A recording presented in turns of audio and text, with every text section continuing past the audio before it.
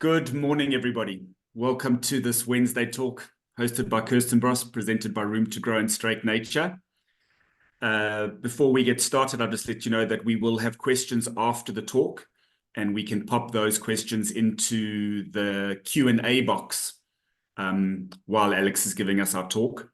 Before I get on to introducing Alex, just a quick word from our sponsors and thanks. Firstly, to Straight Nature. Straight Nature is a leading specialist natural history publisher in Southern Africa, associated with the best and most highly regarded field guides in the region. Straight Nature publishes full-color illustrated books across a variety of subject areas, including birds and mammals, reptiles, trees and flowers, the marine environment, geology, astronomy, and the general wildlife, in the general wildlife category.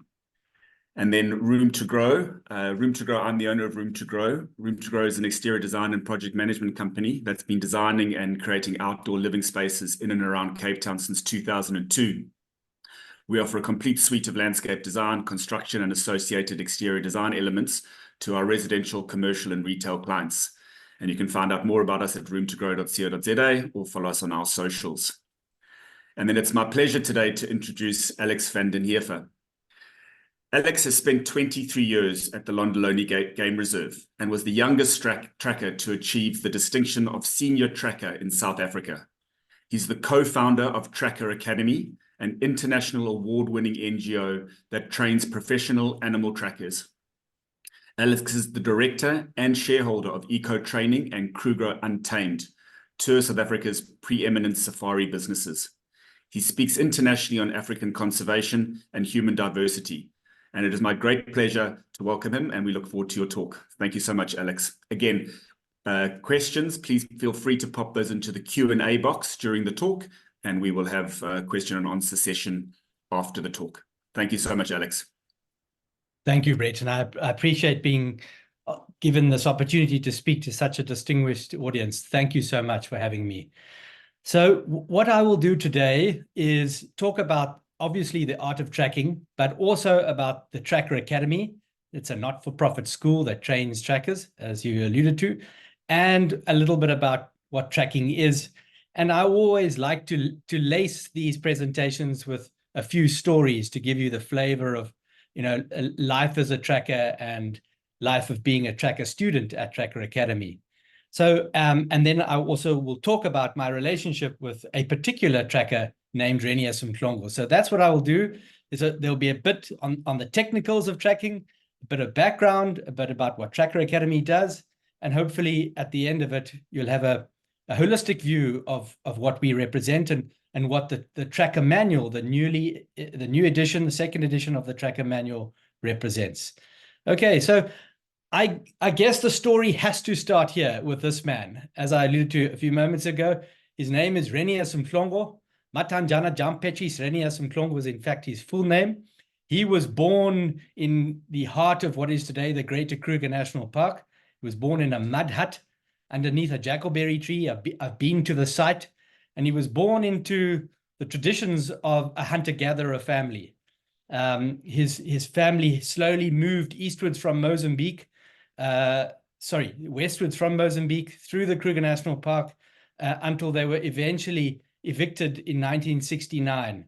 And Enriches tells quite an incredible story of that day, the day that a bulldozer pushed over their kraal and their mud huts, and they were forced to move. And they headed to a village called Dixie, which was a socially engineered village by the apartheid government of that region at that time.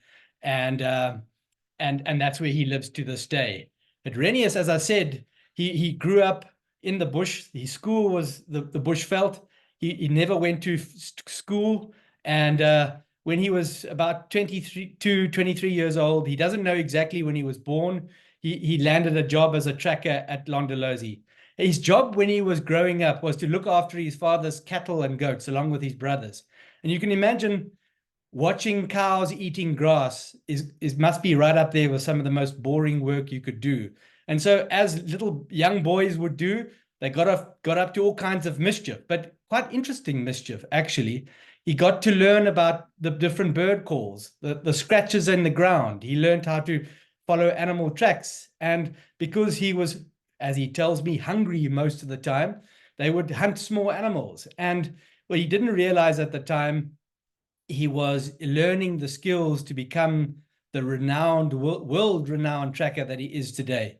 Him and I have spent just a shade under 30 years together. We've walked an incredible journey. When we were thrown together at Londolozi in 1995 to become ranger and tracker. I was 19 when I arrived there. Renius was 32, and I'd been through some training, and I arrived there as what I thought as being the all-knowing, all-seeing young guide, come to take people out on wildlife safaris, and I realized how little I knew. Renius, as by contrast, had grown up in that very region, just a few kilometers from where we worked, and it became very quickly evident that he was in complete control of that safari. He provided the interpretation, the authenticity, most importantly, the safety. And I didn't realize it then, but he became my mentor. And we, as I said, we've spent 3 decades together. The first 10 years, 10, 12 years of which was taking safaris every single day. And we started, what we realized was a bridge in our early part of our relationship was this whole idea around the traditional skills of tracking. Renius was very good at it, and he was getting better all the time. He was one of the trackers at Londolozi that would find the leopards he would track. And leopards, as you know, are the most elusive animals. They're the hardest to track of all the big cats. And he was very good at it. And I, for some reason, got very interested in his side of the job. I never owned a camera. I was more interested in Renius than the guests, to be honest. And that was the basis of our relationship. We also shared a very similar sense of humor. And we started to follow. We just started to track animals. And every day we would wake up in the morning and we'd get out on the trail of a lion or a leopard, and it would be a classroom session for me. I was learning more about the interconnectedness of nature, the substrate, the plants, the trees, the birds, the most importantly, the bird calls, in specifically the alarm calls, how animals moved. And I became intimate for those years with these animals. And I didn't realize it then, but what was sparked inside of me would become my entire career. It would be my purpose. It would become my profession. And I didn't know it then. At that time, I was also quite interested in being a young person and taking interesting people out on safari, but I didn't realize that the tracking would in fact take hold of my life in the profound way that it did. I want to, at this point, just show you a very short video of the value that these trackers brought to the ecotourism industry at the time I became a guide there. When I arrived in 1995, there were only very few game lodges operating. Londolozi, Sabi Sabi, Mala Mala. That was a few in the Okavango Delta, a couple in Zambia. Most of those places made use of trackers, but you wouldn't have known their names and you wouldn't have really known what they'd done. And I, a few years ago during lockdown, decided to make a video to demonstrate and to show, to expose the value, the tangible value that people like Renius, his brothers, and other expert, master, senior, lead trackers have made to the tourism industry over the last 3 or 4 decades. This is a short video. It takes about 4 minutes, and here we go.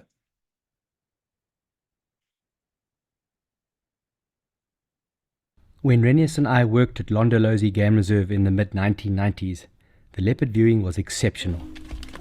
We watched them drag kills up trees, and mothers tenderly nursing their young. On one occasion, we even walked with a wild leopard as she hunted, with no sign of aggression. Leopards symbolize intelligence and independence. There's an intangible sense of power about them. Their mysterious nature is tempting, and we found ourselves wanting to be closer. I had a reoccurring dream that I had made friends with a leopard, which I loved. It's the reason why people fly halfway around the world to see one. But the sightings weren't always like that. Dave Varty tells me that they were lucky to get even a glimpse of a leopard at Londolozi in the early 1970s. Monkeys alarming in a woodland, or the remains of an impala carcass hanging in a tree, was the only confirmation that they were there. Today, the Sabi Sands Game Reserve is synonymous with leopard sightings, a success story that has its origins largely at Londolozi. But how did this happen? Well, enticing signs of leopards prompted the Londolozi guides to go in search of the secret cat, and they had an advantage: their expert wildlife trackers. The initial tracking team consisted of Elmon Mhlongo, Phineas Mhlongo, and Kimbian Mnisi. A couple years later, Richard Sewela arrived, and in the early 1980s, Renias Mhlongo.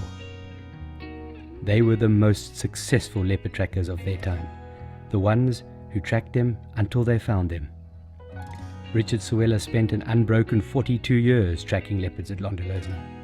His success rate was about 70% at the height of his career, an outstanding achievement if one considers the average of 22% for tracking and finding a leopard. Richard has successfully tracked more leopards than anyone else in Africa. These men crafted a relationship with one of the world's most elusive predators. It is a remarkable story. They were mavericks, achieving what no one else had ever done before. They developed trust with wild leopards so that ordinary people could view them, allowing us to share in their mystical lives for the very first time. Leopards leave subtle signs difficult to see. Their mercurial ways provide the ultimate challenge for the master tracker. The team was successful because of their refined tracking skills, intimate knowledge, and sheer tenacity. Respect for the animal was their main tenet. It's what made it all possible. Over 50 years, an extraordinary connection has emerged between the humans and leopards at Londolozi. A relationship bound in reverence, a partnership that allows for a vast sanctuary of wilderness to thrive, and which has inspired so much more. It's an example, too, of ancient tracking skills becoming relevant in modern conservation efforts. To us, the trackers are the heroes. They are legitimate co-creators of an entire industry. One wonders what other opportunities exist if we intentionally develop meaningful relationships with our animal kin. If we can do it with leopards, then surely it's possible with all nature.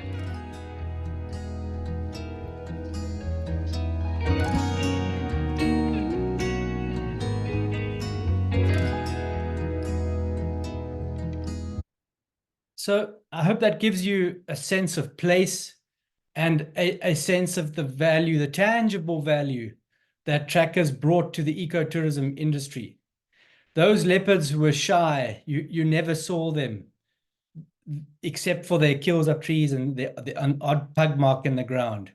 And through really, really refined, difficult conditions, they were able to track and form a trusting relationship with a group of leopards in that particular area. And those leopards have bred, and they have now occupied larger territories, and that whole southern Kruger National Park has been a beneficiary of a small group of trackers that started in the late 1970s. And so I wanted to show that video to you because I want to impress upon you the fact that these people, these professional trackers, are unsung heroes. And as I said in the video there, have materially contributed to the emergence of an entire industry, that being the ecotourism industry, which is one of the few industries in South Africa that continues to grow. And so Renius and I, we really got into this tracking. When we started to travel and we went around the world and started to test our skills in other locations, we went tracking bears in Yellowstone National Park, kangaroos in the outback of Australia, jaguars in the Amazon, pumas in Chile, in Patagonia. But there was one animal that really captivated our interest. And that was this one that's on your screen, the Mungen female. She was a leopard that for some reason, Ren and I just had exceptional success with. Whenever we would follow her, we had a very high chance of finding her. And we knew her territory. This photograph was taken a few months before she eventually died. She was spat in the eye by a Mozambican spitting cobra, and eventually it affected her hunting ability until she eventually, unfortunately, passed away. But she was over 13 years of age by that time. I remember once following the Mungen female, that we had a group of guests who were desperate to see a leopard, and it'd been a bit difficult. We'd gone through a bit of a dry period. We got onto her trail. It was late in the morning, and we started to follow. It was hot. The guests decided that we'd been tracking for too long and they wanted to go home and have breakfast. So Ren said to me, "You go drop the guests at the lodge and come back and we carry on." And I duly did that. I came back and I joined Ren, and we followed for about an hour and a half, and we eventually found her. And we found her in an old quarry where she was probably 100 meters from us or so. And I looked through my binoculars, and I could see clearly that she was stalking something. She didn't know that we were there at that time. Ren had spotted her, and I kept looking in my binoculars, and I eventually could see that she was stalking a small group of banded mongoose. And she eventually chased, and the mongoose fled, and they went down burrows, and she didn't catch anything. And in that moment, I said to Ren, "Well, let's turn around and go and get the vehicle and get the vehicle up closer." And he said to me for the first time, he said, "No, don't do that. Let's walk. Let's see what she does." We had no guests with us. We could experiment a bit. And I had got to know Ren by then. There was a little smirk on his face. As I said in the video, he was a maverick. He was always testing the boundaries. And so we decided to walk with her. And we closed the distance from 100 meters to 60 meters. By this time, she had realized, she'd noticed we were there, but she was not reacting aggressively at all. I think she had smelt us, seen us so many times on foot before that she recognized us. We closed the gap to about 45 meters. We walked with her. I noticed how she watched vultures descending on the horizon. I noticed her become aware of a starling make an alarm call. She eventually went up onto a termite mound, and she scanned, and you could see after a few minutes that she'd noticed something. By this stage, we were no more than 20 meters from her. There was no reaction. We kept going. She came off the termite mound, and she went into a full stalk into quite a dense woodland. And there was a moment there where you had the Mungen female stalking. You had Renius on her left, me on her right, about 10, 15 meters back, and she was in a full stalk. And we could eventually see through the woodland a small antelope, a duiker, which was browsing, completely unknown that the leopard was busy stalking her. And the patience that this leopard, this demonstrated that day was just incredible. She was in an uncomfortable place in the direct sunlight. In a stony area, I could see like a log was like pushing into the side of her stomach, and she stayed absolutely dead still as this duiker turned to face her, but the duiker still didn't know she was there. She was there for so long, it became so uncomfortable. We were definitely going to move and destroy the hunt. So slowly, as the duiker moved away, turned away from her again, Renius gestured to me to back off, and we slowly backed off. And as we were backing off, she rushed, and she made an attempt on that duiker, but the duiker was too fast, and it got away. She had gone through a complete hunt with her two human companions. We could not have established a relationship like that with that wild leopard had it not been for Renius's refined tracking skills. Later on, we'd be in the vehicle, she'd come out of a clearing, and she'd come straight towards us, and she'd make a chuffing sound. She'd look straight up at me, or Renius, and she'd make this chuffing sound. No other leopard had ever done it to us. I asked the other guides at Londolozi, what is this chuffing? No one knew. Eventually, John Varty told me years later that his tigers chuffed and it was a sign of greeting. Was the Mungen female actually greeting Renius and I? It could be, but we formed an incredible relationship with this animal. As I'll say it again, this could never have been achieved if it was not for the ancient art of tracking that allowed us to immerse ourselves in her life. And as I said, we started to travel. We also started to, Renius and I, have a conversation about what's the next step. We enjoyed the tracking. We didn't enjoy the guiding that much. And we wanted to find a way where we could just track and not have to have guests to please. And we started to have a conversation about starting our own school. And we traveled around the world tracking and testing our skills in different environments to see whether this would be possible. We, in fact, eventually left our jobs and resigned from Londolozi, a comfortable job at Londolozi, and we went into the chilly wind of unemployment with a dream to create a school that would train the next generation of Reniuses, the next generation of professional trackers. Now, this is significant, particularly when you consider that the ancient craft of tracking has seriously diminished over the last 60 or 70 years. The reasons of apartheid social engineering, what Renius was subjected to, and the worldwide trend of rapid urbanization has caused people to move off their lands and into towns and cities where they no longer track and they no longer are immersed in bushcraft. And we wanted to reverse that trend. And so we spent a year traveling the world, presenting wherever we could to people that were hopefully going to fund our idea. We would fund our passage by teaching tracking. The photographs that are on the screen now are we took a group of people tracking pumas in Patagonia. When we arrived in Patagonia, the local guides told no one had ever tracked anything in that habitat before. And when I said, well, tomorrow morning we'd like to go and see if we could track a puma, they literally laughed in our faces. They said they'd heard about this tracking from Africa, but you couldn't do it there. The ground is too frozen. It's too hard. It's impossible. That very next morning, Renius and I successfully tracked a young male puma. A few days later, we found a female with 2 cubs, and you can see in the picture on the left, it's a bit blurred, but that's the female with the 2 cubs. She was quite relaxed and allowed us to take this photograph. And it just showed that the principles of tracking are exactly the same, irrespective of whether it's a lion, a leopard, a bear, or a puma. But yes, the conditions in Chile, in Patagonia, were some of the most difficult conditions we'd ever faced before.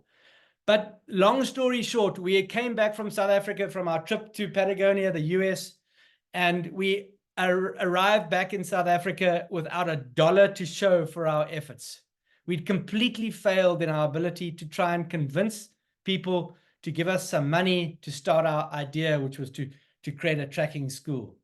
And on the beach in Plettenberg Bay, my hometown, in late November, I was days away from phoning Renius and telling him that we should go and get our jobs back at Londolozi. I fortunately meet the Rupert family, Gaynor Rupert. And a long story short, Gaynor, Renius and I form a friendship, and eventually Gaynor agrees to fund and found the Tracker Academy. And that was in 2010. And we are just incredibly thankful for Gaynor's generosity, her vision. The Tracker Academy would not be possible if it was not for her. And as I say, that was 14 years ago. We decided to choose the hyena as our logo. As some of you may know, the hyena is the greatest tracker in the animal kingdom. I was also pretty certain no one would want a hyena as their corporate ID. But hyenas are extraordinary animals, actually. They're run by the females. They're incredibly cunning, intelligent.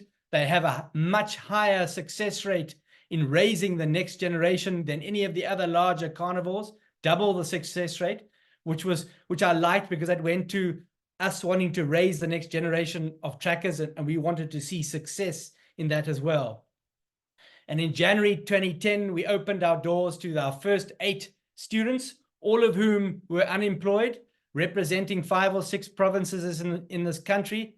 A completely free course, a year-long program. We had no clue what we were doing. We had no curriculum, no textbook, no structure to follow. We were the first dedicated tracker training school to open in the world of this type. And let me go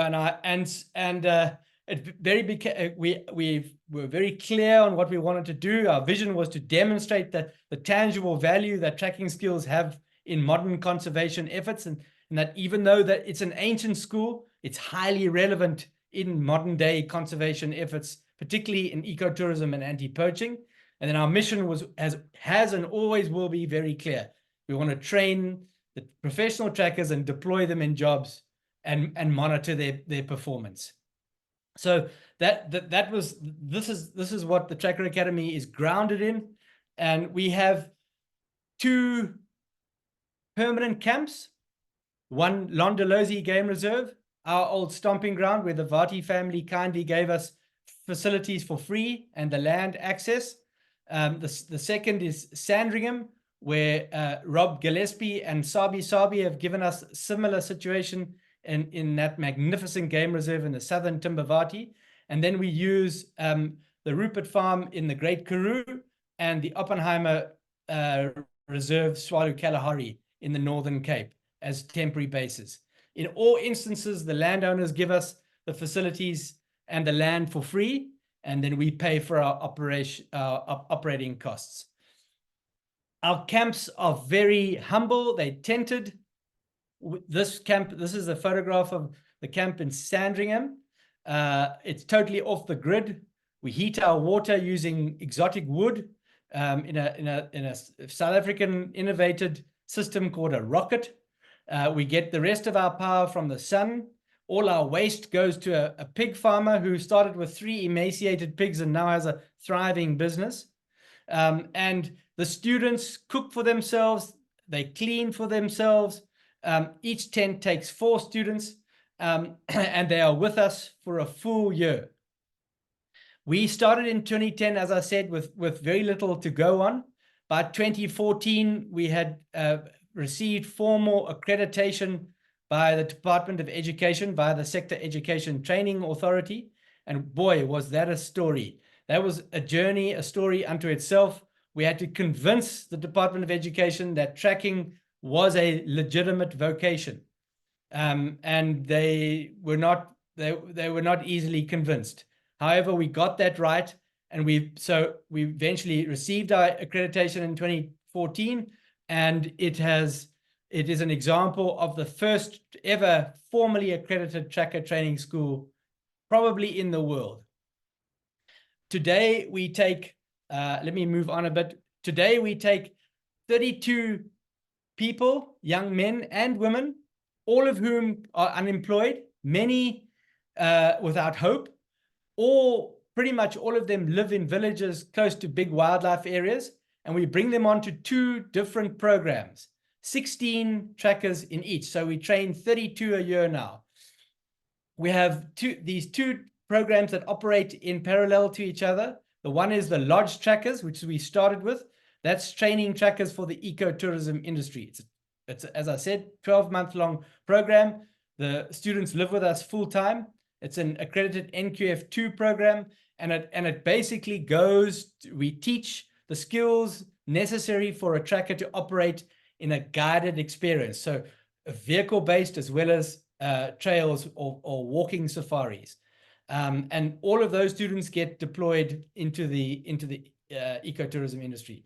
The second cohort are what we internally called our Rhino Guardians. We started this just a few years ago in response to the horrific situation of rhino poaching. Renius and I spent 6 or 7 months traveling throughout Southern Africa, evaluating the tracking skills of the anti-poaching operatives tasked with the responsibility of protecting rhino. And what the results were just appalling. What we found was about 85% of the people that are tasked with protecting our rhino cannot track effectively enough to protect those rhino efficiently. And so in response to that, we decided to take matters into our own hands and train trackers specifically to go into counter poaching operations. Although tracking is the core, this program is more about security, conservation guardianship, animal monitoring, law enforcement, navigation. And so we have the two streams, and we deploy 16 each into the conservation industries via these two different sectors. There's a photograph of a couple of our rhino guardians, a photograph that Scott Ramsey took 2 weeks ago. Every month, we evaluate our trackers, both in terms of the track and sign, the ability to identify animal tracks and signs, as well as the ability to follow animal and human man tracking trails until the human or the animal is found. There is a very objective evaluation that is based on 6 components, and we track the students' performance throughout the year. This is a photograph of an evaluation happening. This young man is following a group of suspects, 3 suspects. He has to follow them. He has to interpret what they're doing. He has to age the tracks, and he has to eventually find and apprehend them. This is a scenario, but the tracking, the actual tracking, practical tracking activity is completely real. The Tracker Academy would not be where it is without these 4 men on your screen right now. These are the people that go in the hot sun every day and take their students into the bush and practice the ancient craft of tracking. You know Renius already. I've introduced you to him. Carl Bernardi, to the extreme right on your screen, was one of the founding trainers. He's a master tracker. He's well known as Porky Bernardi. He was employed in the Karoo National Park at the tender age of 15. He's been in the industry for well over 40 years. Together with Louis Liebenberg, he did amazing work on establishing the feeding habits of black rhino in the Karoo National Park, data that was collected solely through means of tracking. And he's just, beyond his tracking ability, he's just a wonderful human being, one of the most humble people I know. Then Amos Mzimba, second from the left on your screen, is our head trainer at our Rhino Guardians program. Amos was born in Mozambique. He worked in Kruger National Park for 27 years. He was eventually part of their elite unit under Bruce Leslie. There were 8 of the best trackers in the Kruger National Park that formed a unit that would operate Kruger National Park wide and be deployed every day by helicopter into hotspots of rhino poaching areas. And over the 27 years he worked for Kruger, and I've verified this with the Kruger Park leadership, he successfully tracked and found and arrested over 300 rhino poachers. So a more authentic, more experienced mentor for our Rhino Guardians we could not wish for. And then the young man on the left is Renius's mentee, who he's been working with for the last 12 years, Innocent Ngwenya, who's now stepped up and become one of our first ever student has now become a trainer at Tracker Academy, and the early signs are incredible that he will have an illustrious career as a professional tracker. He's doing an incredible job. Lots of people ask me, why don't you expand Tracker Academy to every Southern African country and train many more people and so on? The bottleneck of Tracker Academy is on your screen right now. To find expert trackers who are exceptionally skilled, technically competent, but who are also responsible, decent human beings, who can manage people, who can be mentors and leaders, is very difficult to find. Most very good trackers want to be on their own in the bush. They're not interested in having to fill out evaluation forms and respond to people. Just close that, please.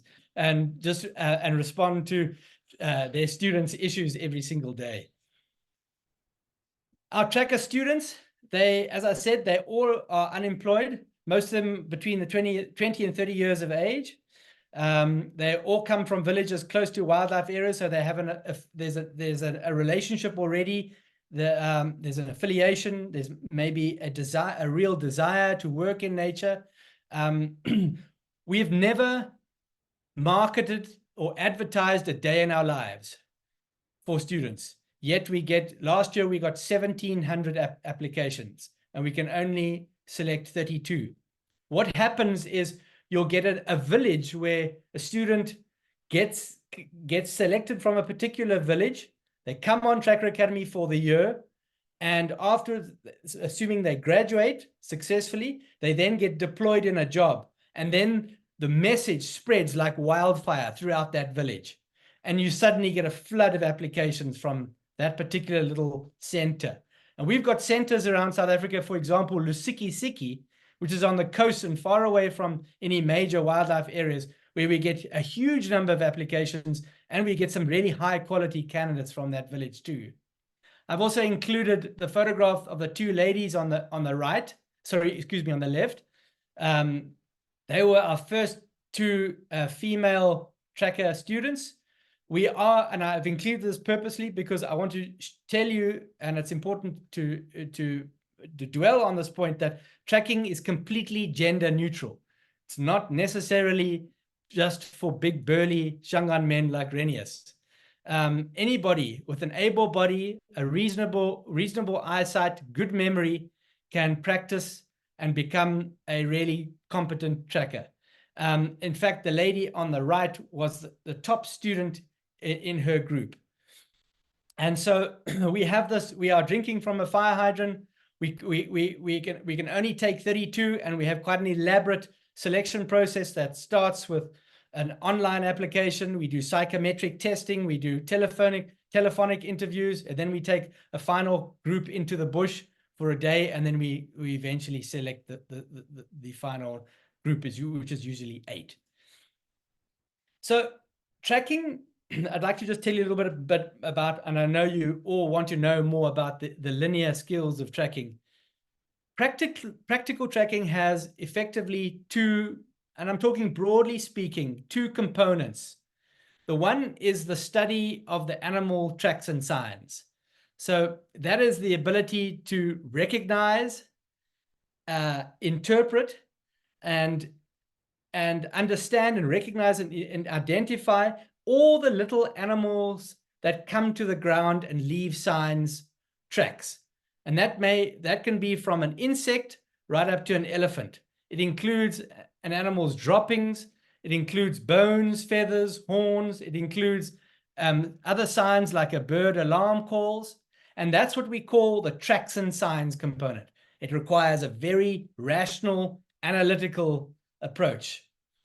On your screen are a few scrub hare tracks taken at Swalu in the Kalahari. If tracking were a language, the tracks and signs component would be akin to the alphabet, the ABC. You need to know the ABC before you can be able to put words together, before you can string words together to make sentences, and then understand the language. So we always start with the track and sign. This is a group of students at Swalu studying a spotted eagle owl's track. Now, we will want to know, the trainers will want to, they teach and then they evaluate, and they will want to know, for example, the difference between the Cape eagle owl, the spotted eagle owl, the Verreaux's eagle owl. All those tracks are slightly different. They have different measurements, they have different shapes and sizes and configurations. And we teach that. And it's almost infinite how deep and how far you can go with the tracks and signs. Because you can imagine, in a perfect substrate, even a butterfly will make an imprint. So if it touches the ground and makes a mark, we're interested in it, and we want to know what made it, and how that little animal, how that little creature behaves. Because knowing the tracks and signs can really help you understand the greater context of, for example, a lion's trail. On the screen is the trackers looking at an owl. If that owl track is on top of a rhino's track, superimposed on top of a rhino's track, we know owls are obviously nocturnal. And that owl print on top of the rhino's print serves as a timestamp, and it can tell you that that rhino moved earlier than the owl, and we know that the owls moved at night, so we can start to make some assumptions as to when that rhino moved. And that's incredibly helpful with the aging of tracks. And that's just one reason why it's important to learn all the tracks and signs of all these small animals. Here's another group of just 4 footprints. On the left is a female lion, a lioness, and on the right, a male. We can tell the freshness of these tracks. The night before, it rained before I took this photograph. These lion tracks were about 3 or 4 hours old. We can tell the gender, because if you look at the main pad, you can see the tracks on the left are slightly narrower. The tracks on the right are broader. You can see those toes are broader. That would be the male. We can tell the speed. If you look at the male tracks on the right, there's a greater gap between those 2 tracks, indicating an extended gait, meaning that animal was walking faster than the lioness on the left, which immediately tells you that they probably didn't walk together. They didn't walk there at the same time. Why would a pride of lions, why would some be walking fast and some not? So what we inferred from all of this was that that lioness, and there were other lioness tracks outside of the frame of the photograph, had come first. They'd come after the rainstorm. They eventually killed a zebra. The male heard the lionesses making the kill, and he was coming in hot later, and he was coming fast because he wanted to get to the meat. And that's indeed exactly what happened. We eventually followed these lions. We found where they'd killed the zebra, and we found where the male had taken over the carcass. The lionesses were lying in the shade, and he was finishing off. I think by the sight of his guts, he'd eaten the bulk of that zebra. So there's a whole lot that can be told by just a snapshot of 4 prints like this.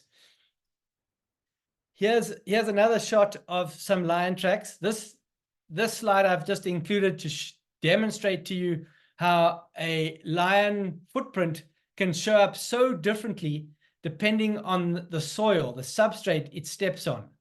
Hard substrate with a little bit of soft covering on the top is often the best. You get the most detail. That would be the top left. Top right was a photograph I took in the sand forest in Phinda, northern KwaZulu-Natal. Bottom left was a lions that had walked over a sodic site, and it had rained afterwards. And the bottom right is probably your most perfect footprint. And so the tracking of an animal depends mostly on the substrate it walks on. It's important. People often ask me, what's the hardest animal to track?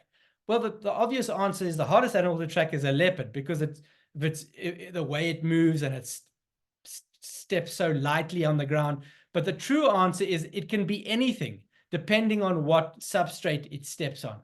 And substrate changes throughout the trail. You can start with a track that looks like the one bottom right, and end up the one that looks top left, and it can get more challenging as the substrates change, and the tracker has to constantly be adapting their search image of what they're looking for, depending on the type of substrate that animal is walking through. Now, these 4 pictures are just of bare ground. You can now add in, what does a lion trail look like through grass? What does it look like over stony ground? This becomes exceedingly more difficult. But the professional, expert master trackers will study these obscurities with real focus and spend time trying to work out whether the tracks they've been following is linked to the marks they're seeing on substrates that do not hold tracks very well. This is a slide I just added in on track aging. These are 6 boot prints that Innocent and Gwenya took during July. This image has been captured in the new book, the latest edition of the tracker manual, and it attempts to explain how tracks age. Now, before I tell you about this, I once attended, Renius and I attended the International Society for Professional Trackers conference in America. And a guy came there with a theory about how tracks age. And he had circled and protected tracks from 6 weeks before the conference right up to an hour before he spoke. And there were about 120 of us so-called professional trackers in the room that day. He sent us all out and he asked us to write on a piece of paper how old we thought all of these, and there were 6 or 8 tracks that he'd protected that he'd made over different period of time.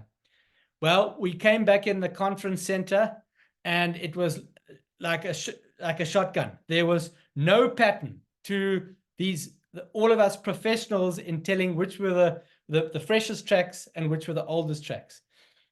And it just goes to show how scientifically imperfect track aging is. A small little dust devil, a little bluster of wind can prematurely age a track. If you look top left, that's day 1, the first photo. That Innocent made his boot mark. He took the first track. 6 hours or so later, he came back midday, took another photograph. Between those 2 photographs, the only thing that really changes that is visible is the lighting gets better. Then, but the third track he takes at 5 o'clock in the afternoon, you can see some weathering starting to take place around the top of the boot. I don't know if you can see that.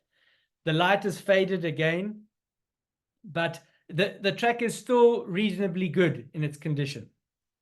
Overnight, a scrub hair moves over the boot and it disturbs some dust and soil and so on, and ages the track. Obviously, the activity further causes crumbling to take place around the boot edges. The next day, there was very little wind. You can see by 12 o'clock, the track is now really starting to age. And actually, I can't see, there's not a lot of difference in the aging between 12 o'clock noon and 5 o'clock in the afternoon on day 2, except for the fact that the lighting is diminished. Now, July is a time when the humidity generally is quite low. That particular July, the humidity was around 65%. Usually, the humidity in July is between 50 and 55%. And that's a climatic change that I have noticed, that winters aren't as dry as they used to be. Humidity is really important. A high humidity means more moisture in the ground and in the air, which causes tracks to age slower. High temperatures also cause tracks to age slower. High temperatures cause tracks to age faster. My apologies.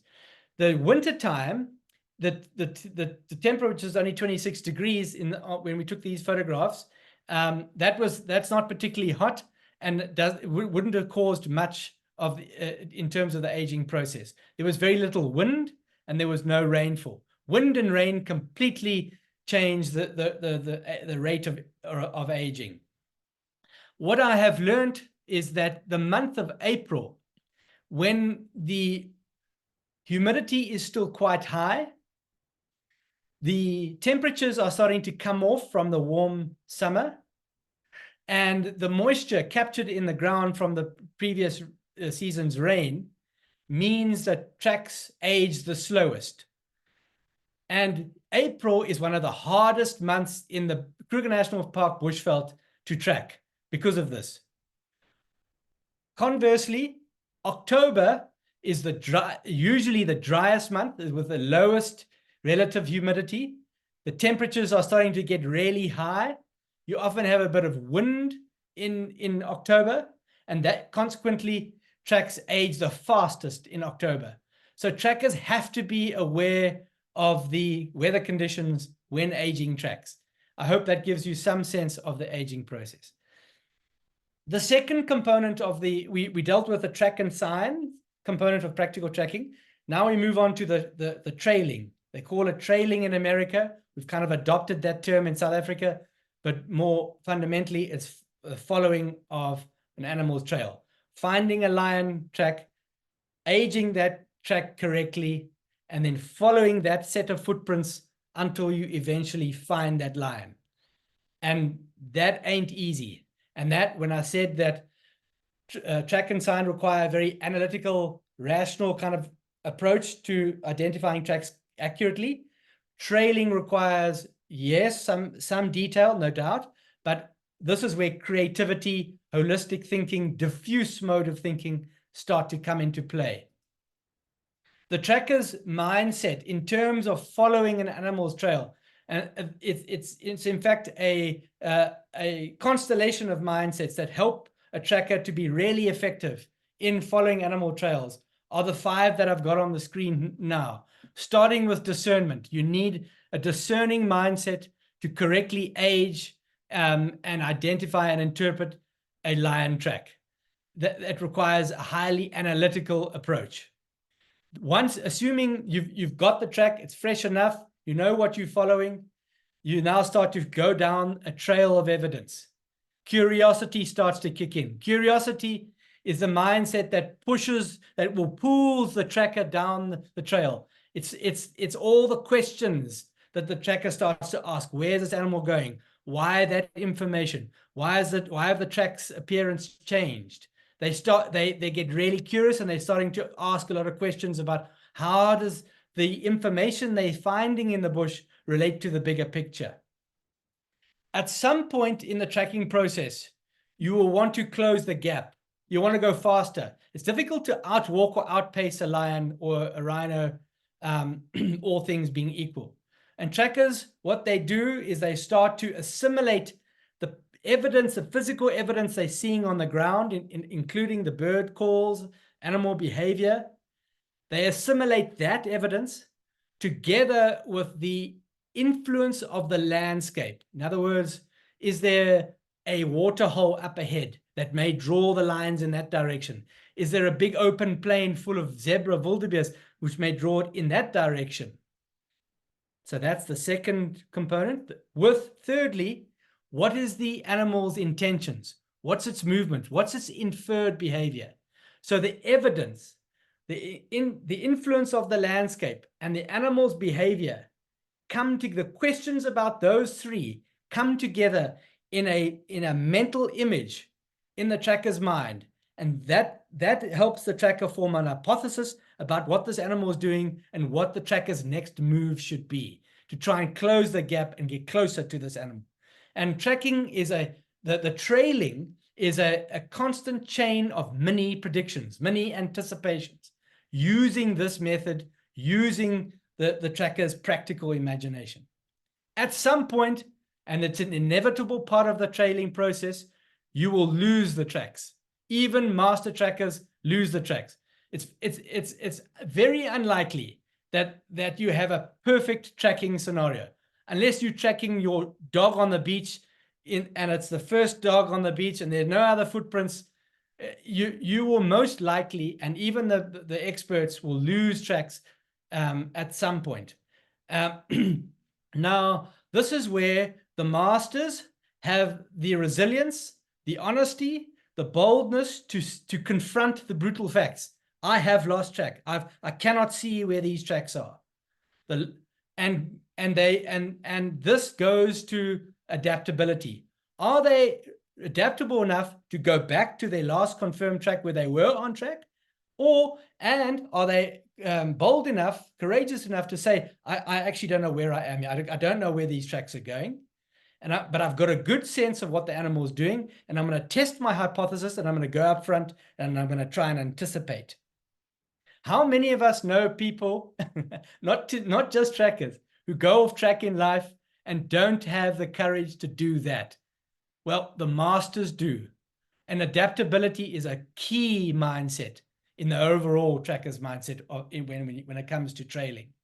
And the last one, which is my favorite, which makes all the others work, is the mindset of reverence. This is a deep respect for the animal you're following, for the environment in which you're operating, for your fellow tracking colleagues. And what it means is that, and I've seen this time and time again with those trackers who demonstrate reverence, is that they usually have better encounters. They are safer in the bush.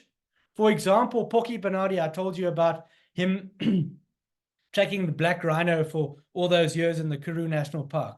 A black rhino is well known for being a grumpy animal, and they will charge unprovoked. He has virtually no real life-threatening stories to tell you about that time. And that goes to his awareness, his sensitivity, and ultimately his reverence for those animals.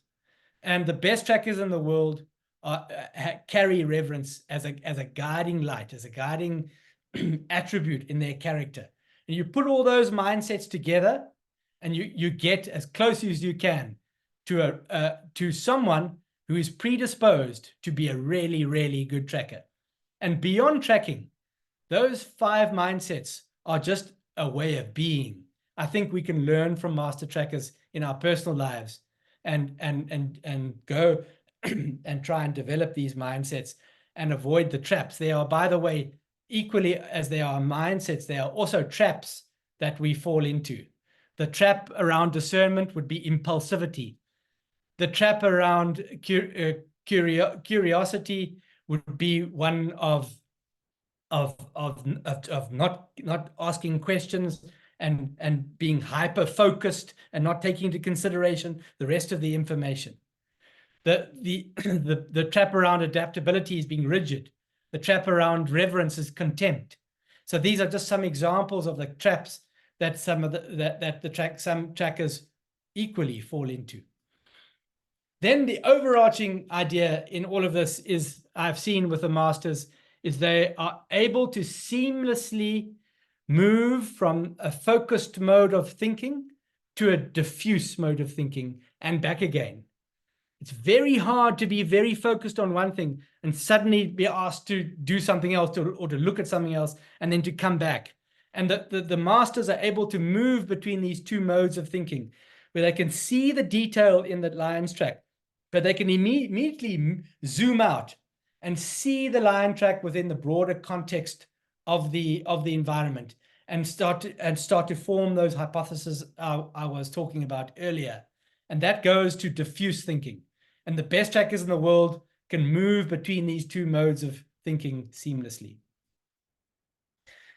Then our Tracker Academy graduates go into 3 sectors of the conservation industry. The first is ecotourism, as I've mentioned, places like Londolozi, Singita, Sabi-Sabi, Samara, Swalu, many reserves that offer wonderful wildlife experiences and who use trackers to find the animals their guests come pay all those tourist dollars to come and look at. They also provide, in my view, the authenticity to the safari, and in many instances, the safety on the safari. You can imagine the guide spends 2 or 3 or 4 years and then goes back to the city. It's the trackers who stay 10, 20, 30, 40 years. They're the ones that keep the culture. They understand the local knowledge better than the guides, and they often are the ones responsible for the safety. As I alluded to earlier, our rhino guardians go into the counter-poaching sector of the conservation industry.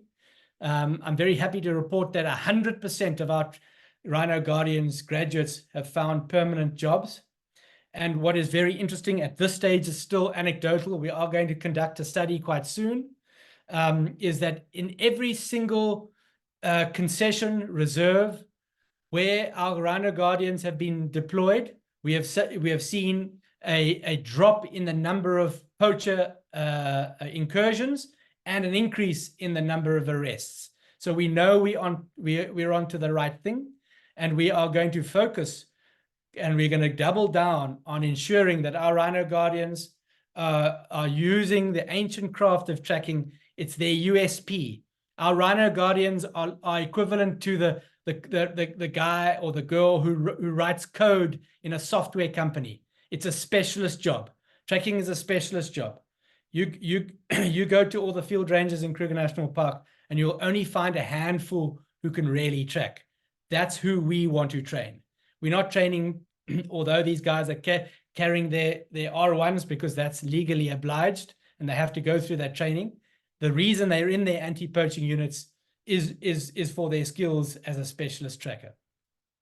Then the last sector, one of the last sectors of the conservation industry is in the animal monitoring. We're getting a lot of requests for our graduates to join animal monitoring organizations to help scientists find the animals they're studying, help them interpret some of the sign that they're encountering. This is a young man, Mbetse, who monitored aardvark in the Karoo, and he did such a good job that his aardvark got so used to him that it became completely habituated.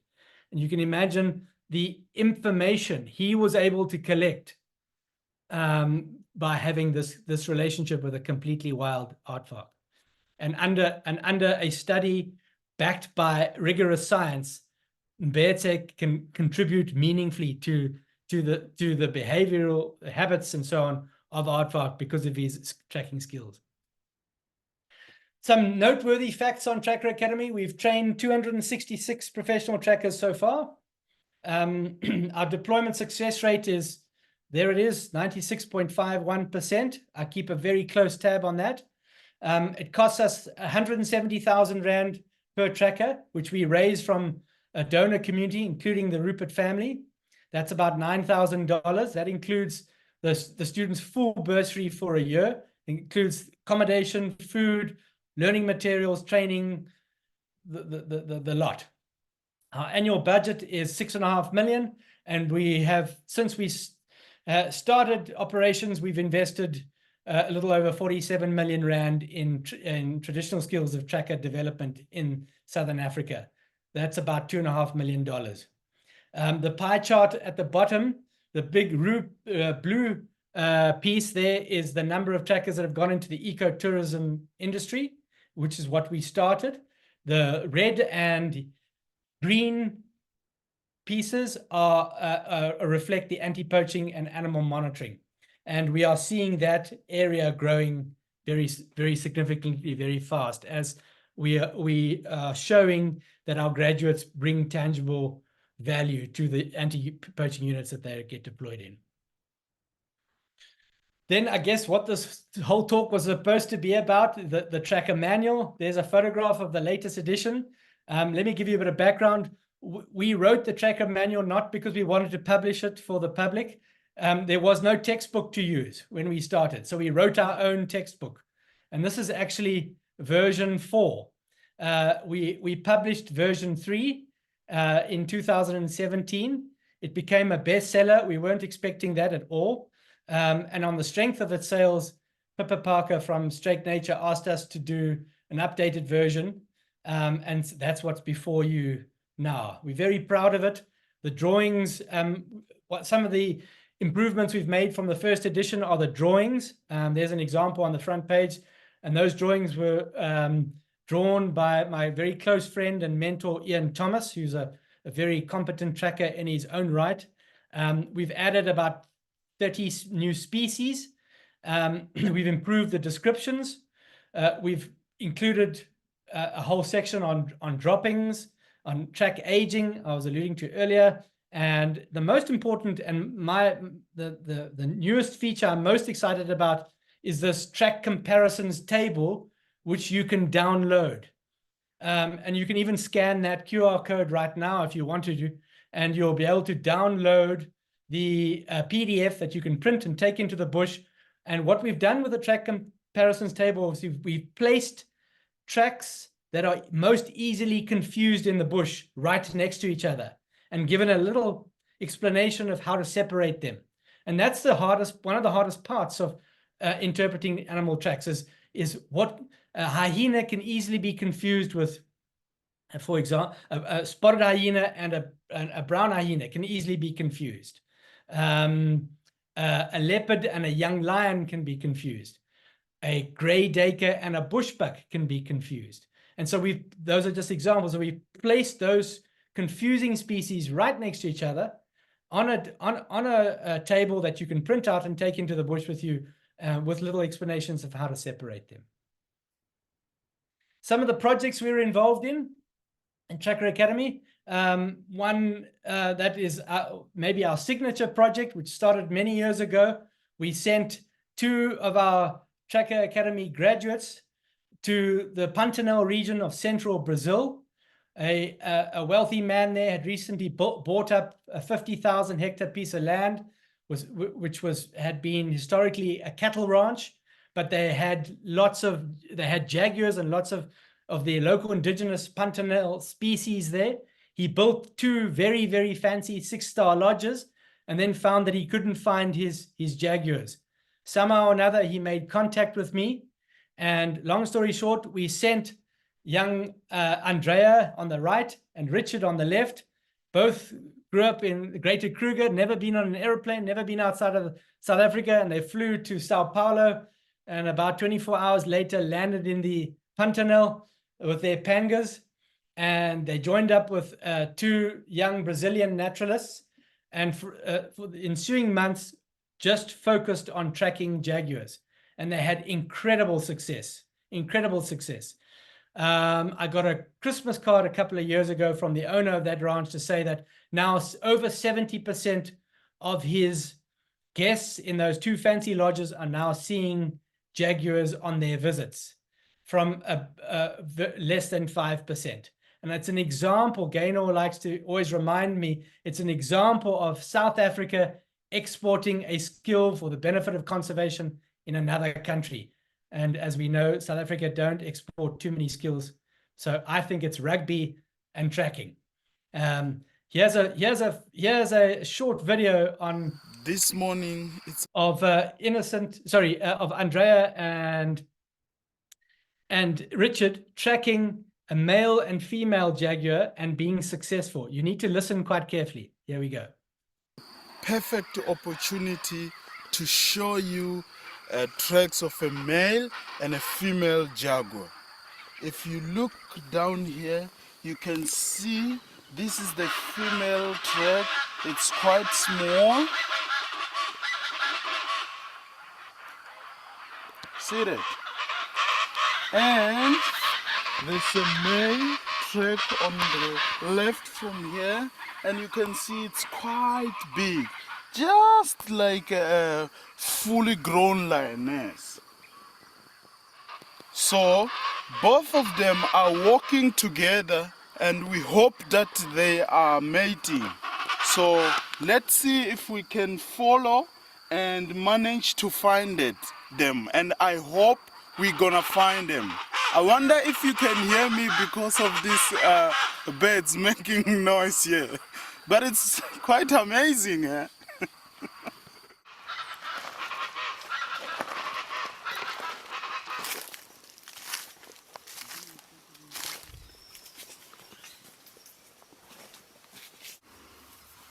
So I don't know if you can see around here. It seems like that's where they mate.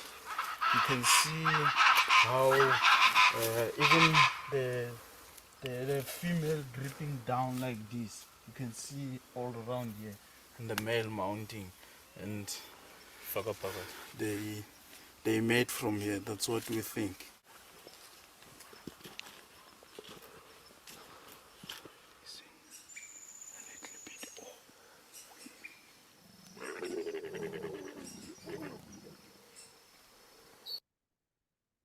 I'm not sure if you could hear in the background there of the jaguars mating.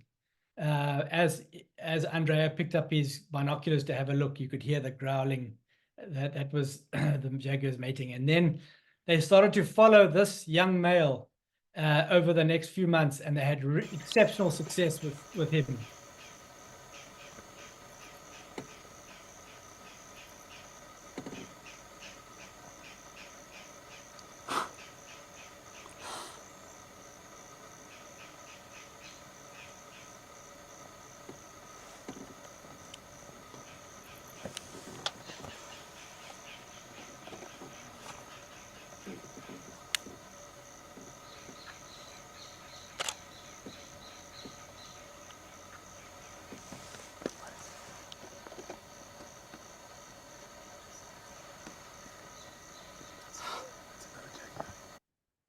So that was the Jaguar project. What we did do was hand over to eventually we trained 2 Brazilian trackers, and the project is going. It's been an amazing success. On the screen is another project we've been involved in, is studying fossil tracks along the South Cape Coast line of South Africa. We trained 2 young trackers actually from Zambia who are now employed by Cape Nature and who search for tracks that are fossilized in some of the ancient dunes. And we've been able to identify some incredible species there. This is an example of it may not look like it, but that's a front foot of a crocodile, which was around 100,000 years old. And it shows that it's crocodiles inhabited that region, which one can make an assumption that the area was a lot warmer at that time, 100,000 years ago. Crocodiles in lagoons off the areas near Sedgefield tells you something, doesn't it? That study we were involved in, we collected the data through our students, and it was eventually published in the South African Journal of Science, and also an article in the Conversation online magazine. And then the last one I'll just share with you before I end. Renius's is exceptional skills in interpreting the subtleties in bird alarm calls. I'll give you an example. We know that birds make an alarm if they see predators such as leopards, mongoose, snakes, eagles, and all of that. We know that those alarms are quite well documented, but Renius has taken it another step further. He's been able to tell if a bird is alarming at a snake or at a mongoose or at an eagle. For example, a robin or a drongo, even a Warburg's eagle may make alarms. And this attracted the interest of a well-known ornithologist, Professor Derek Engelbrecht from the Limpopo University, who came to record the alarms and laid them on sonograms so we could see the alarms visually. Although it's very difficult to tell the difference, you could visually see that there was a difference. And we worked out that Ren was about 70% accurate in interpreting the incredibly subtle differences in alarms from birds having seen different types of predators. So that's all from me. There are my contact details. Feel free to contact me. Our website, Tracker Academy's website, our Instagram and Facebook, you can take a photograph of that if you'd like.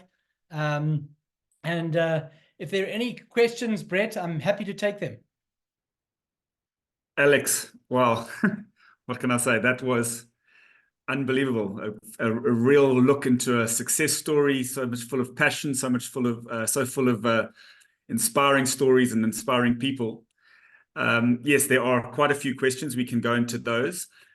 Before we start, I just want to let everybody know who's asked or given specific. There's been quite a few people wanting your details to connect with you directly from India, from other places in Africa, to connect about setting up partnerships and that.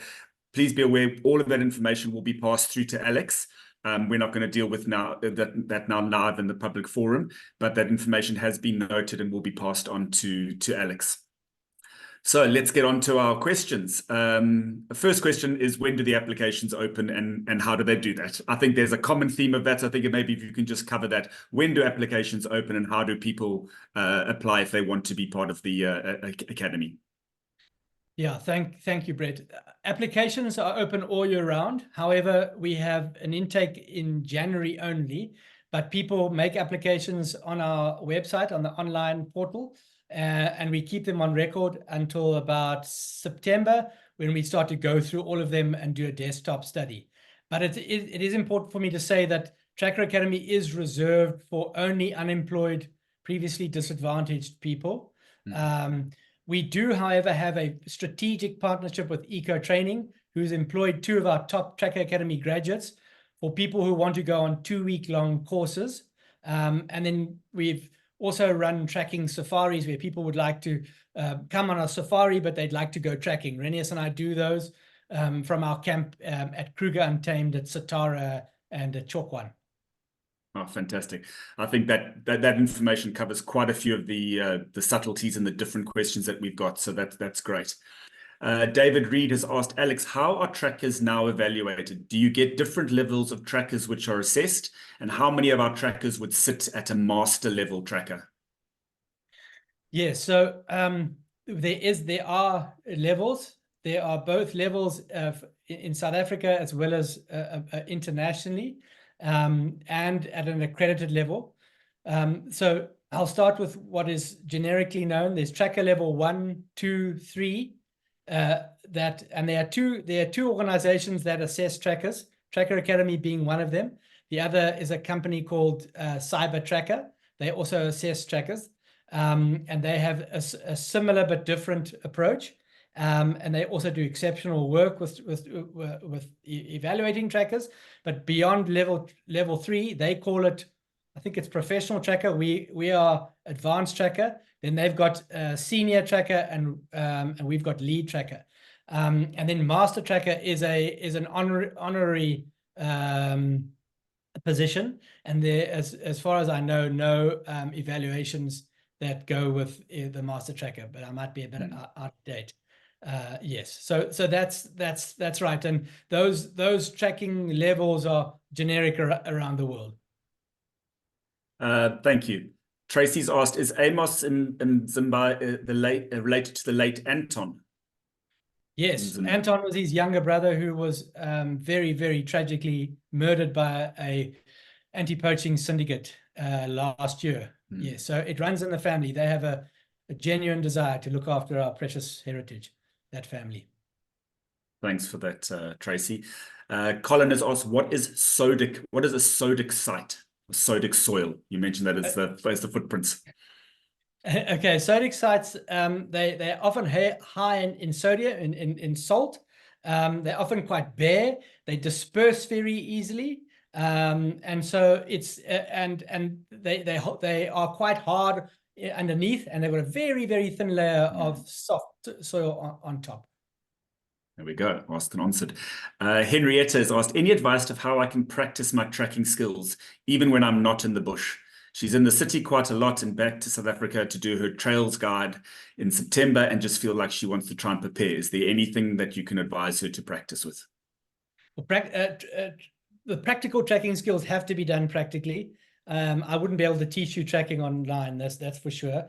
But anywhere where there's a natural place, you can track yourself. You can track your dog. If you're near the beach is a fantastic place to learn to track on, especially up in the dunes above the beach. A farmland where you can lay a trail and then go back to where you started laying the trail and track yourself. That's a good way to start. Follow dogs, cattle. So you don't necessarily have to be in a big 5 area, but you do need to start getting to feel and get used to being able to zoom in on the detail and zoom out. That mode shifting, a mode of thinking that's required for the trailing component. If you want to learn the individual tracks and signs of animals, you'd be surprised how many there are in a dusty road 10 kilometers north of Johannesburg. Mongooses and birds and insects. Yeah. Great, thank you. Sue has asked, are you guys ever parachuted in to pursue poachers in recent incidents that needed emergency or expert attention? We get asked all the time, and we always decline because we were flooded with those kinds of questions, and we had to make a decision. We decided not to, because it becomes disturbing to our training curriculum. But our graduates, as they graduate, and the other thing is we don't want to put our graduates in the face of danger before they've graduated. But once they've graduated, they can go in, and we're hoping that our graduates getting into the industry will slowly infiltrate, and we're hoping that those requests will diminish over time. Good. Francois said here, I work as a tracker and chief curiosity officer, using tracking to teach young explorers the principles and fundamentals of curiosity, especially to equip them with the future and the world of work. I'm curious to know what's next for Alex and his team, bucket list plans or dreams they have to conserve tracking. And are there any unusual places they would like to go and track in the world? Yeah, there are many places I want to go tracking in the world. We have created a new little enterprise called Tracking Success, where we are using that group of mindsets to help leaders become more effective and help people in their personal lives learn how to get on track and what to do when they get off track. And so we teach those mindsets. We help form habits around those mindsets. We give them exposure to the traps that they will fall into as well. But that's a program outside of Tracker Academy. And that's called Tracking. If you go www.trackingsuccess.tv, you will be able to access information, and actually we can deliver that virtually. Right. Anton has asked, how would you rate the skill of South African master trackers against masters from other parts of the world where the skill has been observed or documented? For example, the forests of Brazil. There's no doubt that in my view, the best trackers I've worked with are in Southern Africa, Namibia, Botswana, Malawi, interestingly, and South Africa. I think the ecotourism industry, together with the conservation industry and the anti-poaching industry, has kept the tracking skills alive. In all the other countries where tracking is not a fundamental, you find talented people, but mastery of the craft is much more prevalent in Southern Africa. I'm also a little hesitant.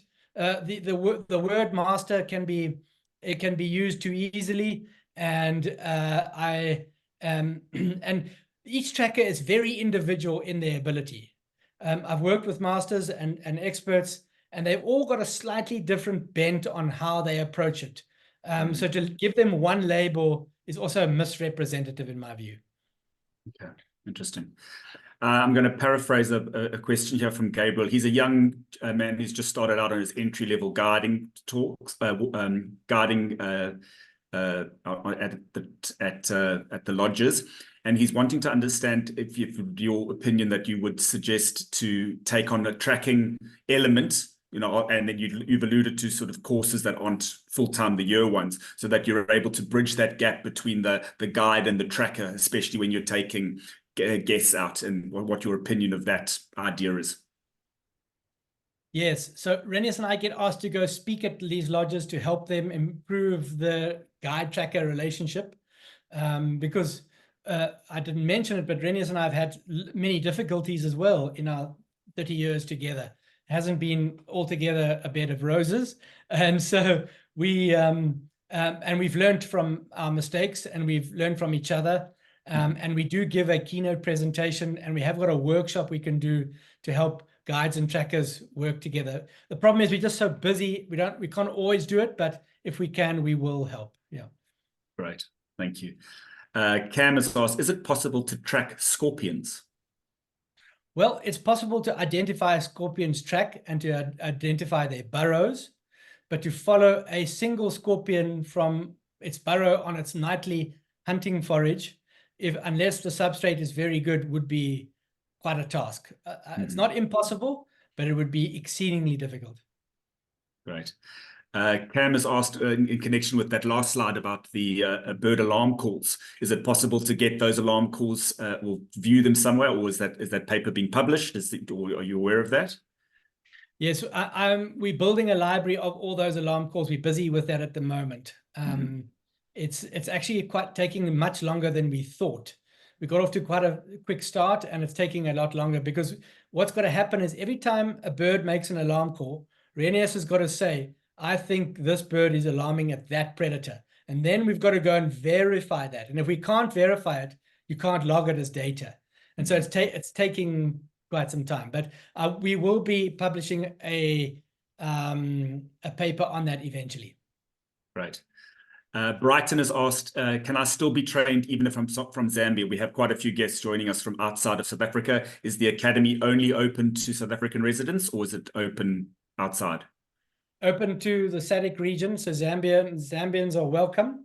The only challenge is they're getting their study visas. We do help with that. We provide the necessary medical cover and other documents, but they'll need to go to the local consulate and apply for the 1-year-long study visa. We've taken students from as far afield as Chad in North Africa. Fantastic. Tracy has asked, has mentioned, thank you very much for an interesting presentation, and she works with a brilliant tracker called Orlando. And can you suggest ways to nurture our relationship as a guide and tracker? I can mention 2 things. One, from Tracy's perspective, she must learn to speak Lando's language fluently, or at least start and demonstrate that she is serious about learning that, his language. And then secondly, start learning tracking. And if you do those 2 things well, that's a good start to a positive relationship.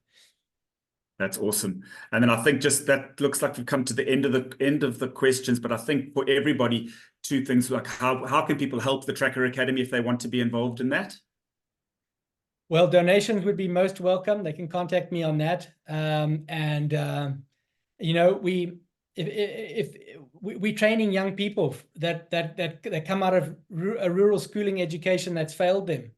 And so literacy, numeracy is a problem. Positive health is a problem. And so we've got to deal with the human being just as much as we've got to deal with the practical application of tracking. And if anybody has any ideas, we'd be happy to listen. Wow. Thank you so much, Alex. That looks like the end of the questions. It's just left for me to say thank you so much for spending this amount of time with us, for sharing your passion, for sharing your stories, for sharing this truly South African export and amazing work that you are doing. We thank you for your time. Thank you, everybody, for joining us. Alex's details will be made available. This talk will be available, made available once it's ready through our normal channel. So all of the contact details will be on there. We thank you again and wish you well, and we'll see you all in a month's time. Thank you so much. Thank you, Alex. Thank you very much. Thank you, everybody. Bye-bye. Thank you.